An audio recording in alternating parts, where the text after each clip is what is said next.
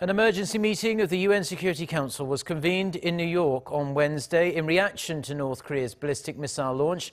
The United States is calling for more sanctions, including cutting off the regime's oil supply. And even if there is no UN resolution, further unilateral sanctions by Washington are said to be in the pipeline. Kwon Jang-ho with the details. The United Nations Security Council roundly condemned North Korea's latest missile provocations, but it was the US ambassador who came out the strongest. The dictator of North Korea made a choice yesterday that brings the world closer to war, not farther from it. We have never sought war with North Korea, and still today, we do not seek it. If war does come, it will be because of continued acts of aggression like we witnessed yesterday. And if war comes, make no mistake, the North Korean regime will be utterly destroyed. The US ambassador called for all nations to fully implement UN sanctions on North Korea and cut off all diplomatic ties.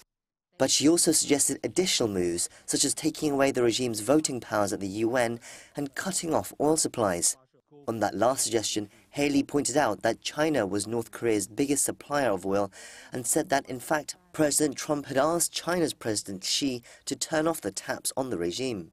China's ambassador, meanwhile, urged North Korea to comply with UN resolutions and advocated dialogue between all relevant parties.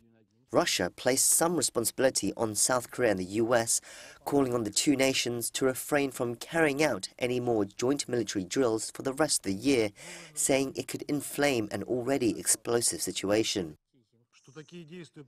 We have stated more than once that these kinds of moves are not only an irritant, but overall undermine the military balance in the region and also threaten the security of neighboring states. Whether the UN Security Council will take up a new resolution or sanctions remain unclear.